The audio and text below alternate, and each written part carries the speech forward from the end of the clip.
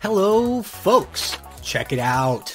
I have unlocked everything. That's right. All the things. All the things, even all the commie things. Now, how did I do that?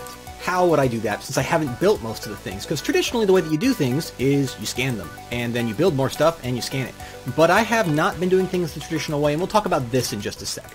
But you've probably seen at this point, I fought the Gaia spirits with Line. I went to the Eldritch dimension with, and this will constitute some Eldritch spoilers, so those of you who want to discover the secrets of the Eldritch on your own, don't listen. As you can see over here, here's a little friend, the Whisperweed, a floating Whisperweed. He's over here, but he used to be over here, taking stuff out of that mana pool near that hole in my roof. And he just whispers in your ear. Let me just pull it. He's just kind of a jerk. And he sits there whispering. Let's pull it down, and you can see this thing, at the cost of temporary warp, which I basically just went to Stasis Spa a lot and got warp ward buffs. And then I would sit here and I would listen, and he will just quietly whisper research points into your ear of all types. See, there we go. Ordo and Perdido right off the bat. And it doesn't stop. It just keeps going. I don't really want to get more warp right now, as I'm already pretty close to the edge of sanity. I have a tail, but it is the case that I have basically managed to unlock, as far as I know, everything in the thaumcraft. So now we just need to start building it. The truth is, though, is I'm kind of not in a position where I'm really ready to use a lot of these things. My altar's well stabilized, and if you saw, I have a runic. I actually have a full set of runic, which I was using in some of the battle episodes. But right now, I'm kind of set up for ameliorating warp and just moving around my base fast. I'm not going to always have my wing on. But I can grow it at a whim because I have studied the biology of magic and I understand it now. I have also made, or actually this I borrowed. This is Seise's Advanced Node Stabilizer, which is stabilizing this monstrously powerful node. I've just been feeding every node I can find in the mining age to it. I'm just bottling them up, and then I charge it up at someone else's wand charging station. And then I go back down, I find another node, and you can see we're a little bit short on water. We could use a few more points of air and terra, but this will be a pretty good node, and it'll actually get a lot of points from those compound aspects as well. This is a bright node I found that I actually messed up pretty bad. And I could, like, you know, pull off this, and that would begin to go over there. And you'll know, by the way, that's a time torch from Torturino. They're not cheap, and they're not as ridiculous because they don't stack as the Darkcraft ones, but they're definitely a thing. Let me carefully put this away. And this way, we'll talk about that more in a little bit. In fact, we'll talk about it right now. So I'm trying to build that for thaumcraft power because we'll need it, and it's almost ready. We may even have it done. I have a few more nodes I could go grab in between shots. Let's just go ahead and get this. You ever have like a bucket of liquid that's unusual, and you don't want to get rid of it, but you also you need the bucket for something else? Well, that's what happened to me. So I went over here, and I went to the nether, and I had a bucket of blood, and I'm like, oh, I don't want to waste that, but, you know, I just sort of put it there. It looks good, I think. Let's toss that in here. So, as you can see, I've got iron ore, gold ore. I'm pretty low on both. Iron. You see, I've only got 34 iron left and gold. I'm just constantly hand mining, only 27 gold. It's not great. It's not great at all. Let's see, can we make some, we have some dark? We do. We have just enough to make one set of balls. Like so. Grinding balls. What we need to do is set up a environment where we can actually process these ores. Now, especially since I want to automate my research acquisition, I need to have some place where my resources can be acquired and then sent via, you know, whatever means necessary back to my base for processing. With whatever process we can manage, right? That's key. So this is gonna go through, and that's gonna shove that up there, right? So we'll basically go through and process these and insert them by hand. This is just a little baby processing line, right? And it has a fairly large buffer, but couldn't handle the output of a quarry.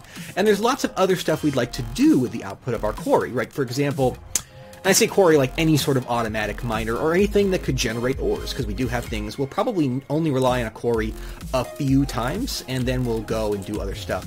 So I'm thinking of devoting this room to the processing of ores. So we'll make this the ore processing room.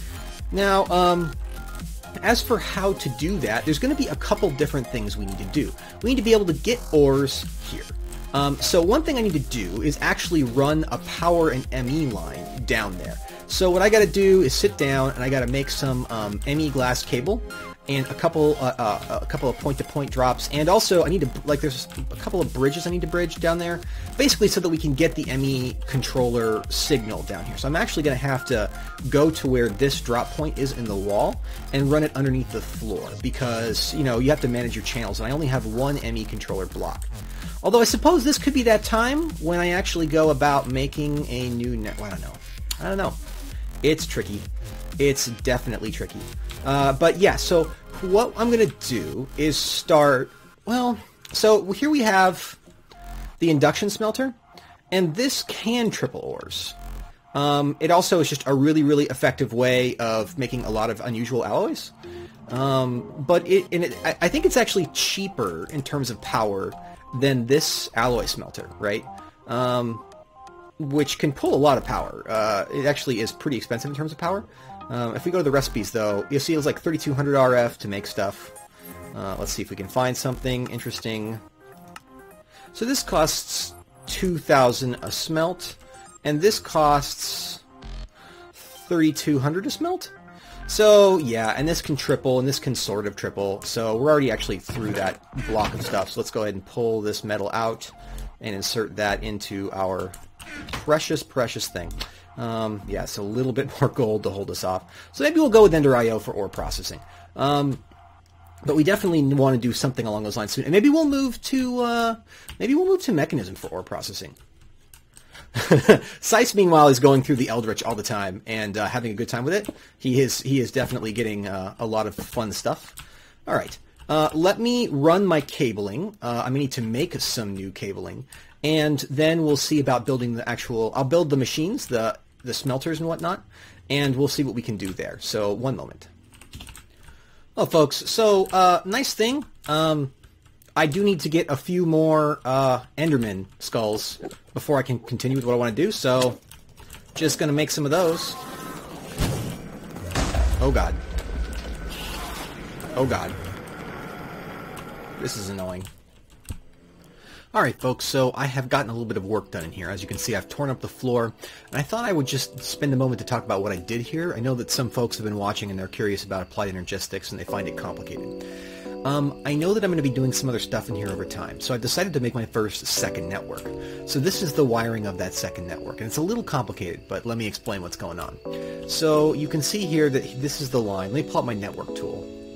This is the line. If I right-click, you can see all the stuff I've been using. 68 cable, red cable, an ME controller. That's all the stuff upstairs, right? Now, if I right-click over here on, like, say, this terminal, you'll notice there's only a few pieces, and it doesn't really use much power at all. And then if you look right here, if I click again, you'll see that this is part of the main network with the energy cells and all those things. What this is a ME interface and an ME storage bus. And then a piece of quartz fiber. That's what creates this division. Now, what's interesting, so this is on the new network, and this is on the old network. The ME storage bus basically lets it talk to the ME interface. So I could go like this, and I can actually see everything. I can pull things out, I can put them in. It's as if it's one network. But, cool part, this ME interface, all these other things that we're going to put over here, they don't count as extra channels. They just count as one channel. So, yeah, it's awesome. Now, one thing I was sort of surprised at, I thought this was the case, but it is true, is that P2P tunnels can't go across networks that way. So this power tunnel is on the old network. Let me just show you here, right? This brings power into this room. So there's a finite amount you can do with that. What you could do is make tunnels that like clap to each other, like P2P tunnels on either side of both networks, and that would let you pass networks from network to network. But you know, it's just we wouldn't need to do that in this case because we do have enough channels on this line to handle things. Anyways, the reason that this cable can connect here and not cause problems is a tiny piece of quartz fiber. The quartz fiber doesn't let the ME juices or whatever is in there go through, but does let power go through. So effectively this is being powered off the big battery upstairs, right? But it's not going to cause us real issues. So then let's talk about what we're doing over here. What we've got here is basically, as you can see, some power lines out of this capacitor bank, which we can grow up to the roof and make sure we have a nice power buffer in here and do some intelligent logic on in a little bit, which we'll talk about. And then we have an ME export bus right here. Now, if I go ahead and right-click the export bus, you can see it's got some upgrades, specifically a capacity card, which gives it, you see, more types to work with, a fuzzy card, another capacity card, which I guess is kind of redundant in this case. No, it's there to give extra, so we could remove both of those. Yeah. So, and then an acceleration card to make it run faster. I think that will be enough for us. Right, and so this is just a Sky Stone chest. I just had it lying around. It's bigger than a regular chest. These things, basically, it will shove them in the top of the sag mills, and then you can see it forces and pipes them out right over here. So, you know, if I were to explain to this, let's see, what kind of ore do we have in the system right now? This is always the fun part. We have to train the system about ore.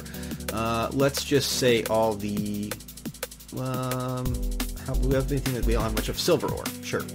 Let's go ahead and tell it to export all the silver ore, like so. Now, it'll start to do that as soon as we put it in, right? So we put it in, it'll get stored in the main drives, and then immediately gets exported here, and then shoved into this sag mill. Now, let's say we also ask it to do the lead ore, right? You could toss that right there. Let's see. No, unfortunately, I already finished it, but it forces it out and into this chest. So now we want, ooh, just a headache. That's fine. Always a little worried that the Eldritch Guardians are going to pop up. So now we've got this. Now we need to cook this. There's a lot of things we could do. Of course, we could just make some more things, but I sort of feel like it's kind of a waste to use power for this. So I was thinking that maybe we could actually build an infernal furnace from thaumcraft. Take a look at the design here. It's a pretty slick thing, and it'll motivate a few other simple things. So yeah, let's go ahead and build this. It's straightforward enough. We get the obsidian in a cross pattern. Now, well, of course we want to fill this. I didn't bring any lava, but do have a lava sigil from blood magic, so GD, there we go. And that should be more than sufficient for that part of the build. So now we just top it off like so. So we put one of those there, one of those there, right? And I believe if we give it a donk with our wand, we should have enough Ignis in it to, yeah, make an infernal furnace.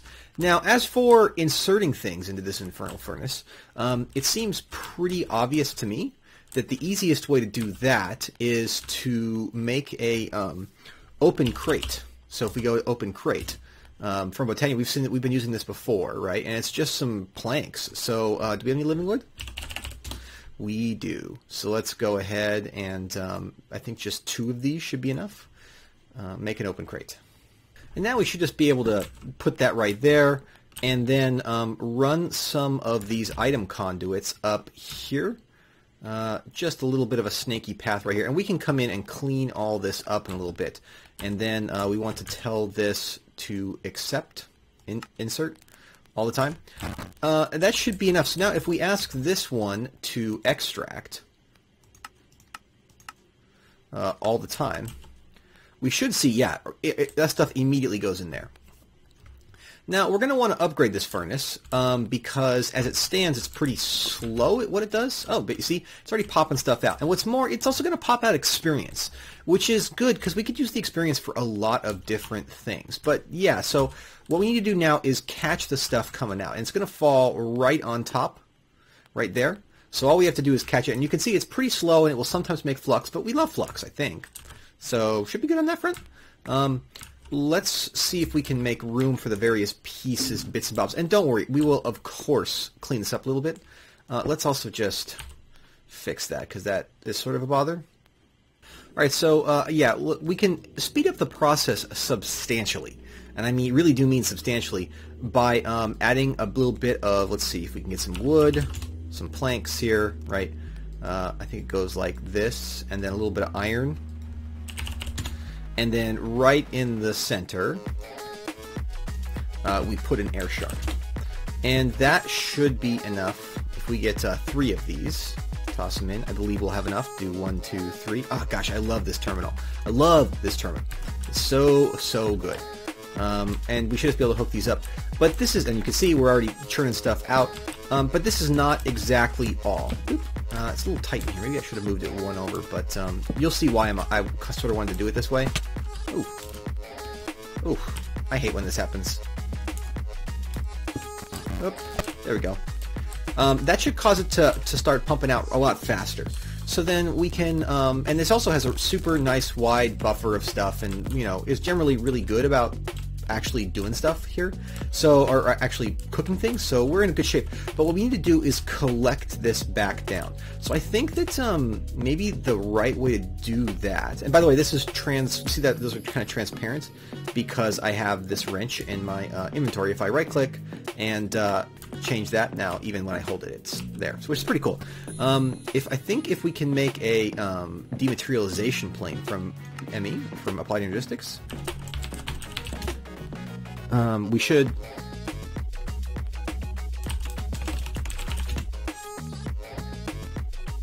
or an annihilation plane, I guess. So let's see if we can go ahead and make this.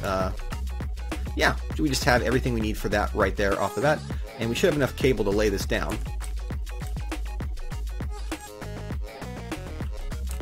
So we just need to patch this in here. This should be easy enough. Let's just lay one of these right here. There we go. So now we got a cable running right there, and we just go boop right there.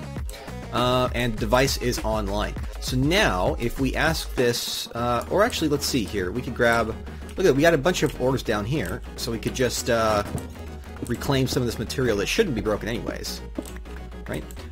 Go down here, I guess, and let's go ahead and test the system out. So if we go here and we grab some. Well, let's just go ahead and pattern this right here first, I think.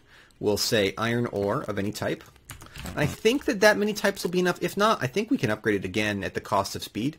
Let's go ahead and toss that in there. So now that should immediately pop in and start working. We could also grab some lead and have that start working as well. So let's go ahead and type off here. And now we should see multiple things running at once. And now they're going to get dropped in, and boom, right into the system. So that's pretty amazing, actually. That's really cool looking. I'm fairly pleased with that. And we could always toss that right back on, and it will immediately get exported. And as you can see, already doing stuff right there. So, boo, boo, fantastic. Why don't we... I mean, I could get this cleaned up a little bit some other time, but... I guess then the question is, well, how do we make this run faster? Because it really is still pretty slow, and I think we can make it run faster. So I think it's time for us to actually pull the trigger on making that node upstairs work. Because also, like, we've been kind of putting up with a lot of nonsense, and I think it would be nice if we could actually start to have a really effective thaumcraft setup and not have me running around between scenes, charging my wands off in the wild. It's just not, it's not the best. And, oh, I got some experience there. So we'll have to think about grabbing the experience there as well, because we're actually going to get a lot of experience from this thing. Oh, so good. And while we have the experience berries out there, I think that we could actually use, like, these come out as experience balls that require no player intervention, which is pretty good. Let me see what I can do about the next part of this build.